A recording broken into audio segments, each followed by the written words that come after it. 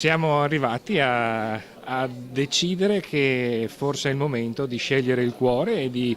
fare una nuova sfida. A me piacciono le sfide e penso che non c'è solamente appunto un simbolo, le idee rimangono, ma c'è soprattutto la voglia di fare un percorso insieme a degli amici e soprattutto chi vuole dare magari una svolta, sicuramente non contro, ma per dare un qualcosa di più al nostro Veneto.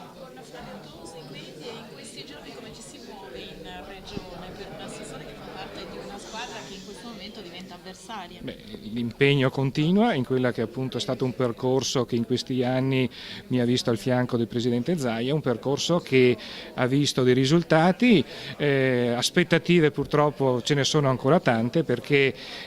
quello che è stato fatto forse è ancora poco e spero di poter, al di là appunto di quella che è stata la mia esperienza, di continuare a dare un contributo per il nostro Veneto. La vediamo commossa, questo strappo all'interno della Lega Nord lascia molto amaro, a prescindere dallo schieramento in cui uno necessariamente si deve collocare. Beh, dopo 25 anni di appartenenza a un movimento, a un partito, soprattutto a quello che è stato un percorso che ci ha visto insieme a tanti amici affrontare momenti critici, eravamo arrivati ai minimi storici, adesso è il momento appunto che la Lega sembra dai sondaggi sia al massimo e io ritengo che una scelta che ci vede uscire quando potremmo vivere di rendita vuol dire che forse il cuore e soprattutto l'obiettivo di dare qualcosa ancora di più, non solo nelle idee ma anche nella concretezza dei risultati, diventa fondamentale. Un punto che sembrava scontato ora si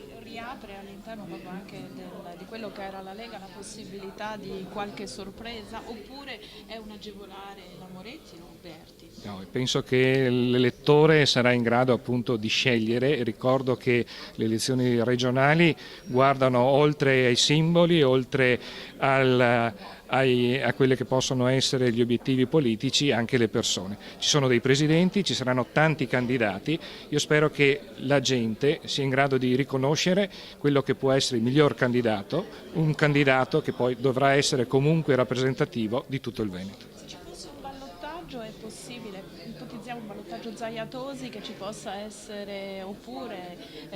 Zaia o Tosi con la Moretti, che ci possa essere di nuovo un'alleanza tra Tosiani e Zaiali? Attualmente non esiste la possibilità di ballottaggio, quindi non sono in grado di poter dare un parere, però sicuramente se un percorso è stato fatto, soprattutto di quello che è stata una stessa linea di coerenza politica, penso che sarà quello poi l'obiettivo di unire le forze.